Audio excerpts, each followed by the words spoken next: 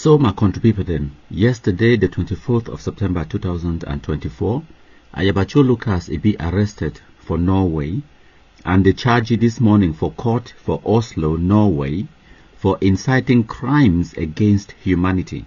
Make una understand say this one now one of the gravest and most serious crime where if it ever be committed by a human being. Now why that way this crime? Now international crime where it means say it no get jurisdiction. Person where it commit crimes against humanity, it means say no matter who's where it dey in the world, every country and every person in the world, it get responsibility for make sure say it face justice. So what it be crimes against humanity? I know say a lot of people they don't hear about war crimes, crimes against humanity and all of those things, but many people they don't understand say there is a difference between war crimes and crimes against humanity. Crimes against humanity, it means saying a crime where you commit harm against civilians. But for war crimes, if you commit war crime against even enemy combatants, the way where you treat other enemy combatants them can be a war crime. Whereas a crime against humanity, it must be committed as part of a widespread or a systematic attack upon a civilian population. There is no such requirement for a war crime. So, as they describe them, a crime against humanity, it means it be a systematic attack or it be widespread on civilian population. So before the Norwegian government arrest Ayabacho Lucas, they go don't do their investigation. They go don't gather evidence where it be overwhelming, and they need for provide this evidence for proof and for court. Say he attack, it not be just been an isolated one attack. For example, the public execution for Guzang can be considered as a war crime, but not a crime against humanity, because not just murder, execution, you kill one person. So that attack, it no be systematic and it no be widespread, because not just two people the way they kill them. So in order for charge on crimes against humanity, when at the most difficult crime for prove them, it means that they get overwhelming evidence, and they go fit prove them say the atrocities them and the crimes they will be widespread over a long period of time. Systematic, where it means that they don't plan them, execute them over a long period of time. They don't attack thousands of people them. They don't commit kind of atrocities them, not just one isolated incident. And these people, they don't gather their evidence. Trust me, I know, because now me, I provide some of the evidence where they gather them. These people, they not just don't they gather evidence for Facebook. No. They gather evidence on the ground. Inside Tiko, Batibo, Boya, Bamenda. They go on the ground. They gather their evidence and they go present that evidence for court.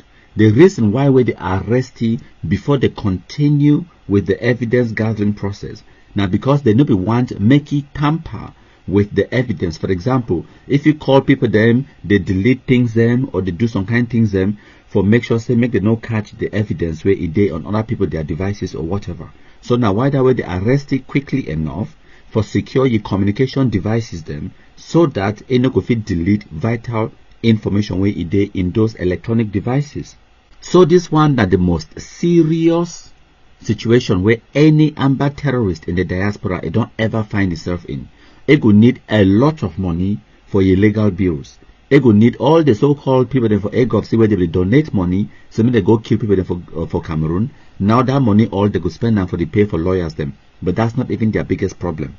My country people then, listen, all the other people the way they don't arrest them in the diaspora. For example, Quadrisco, he go for prison for 2 years for London. He come out.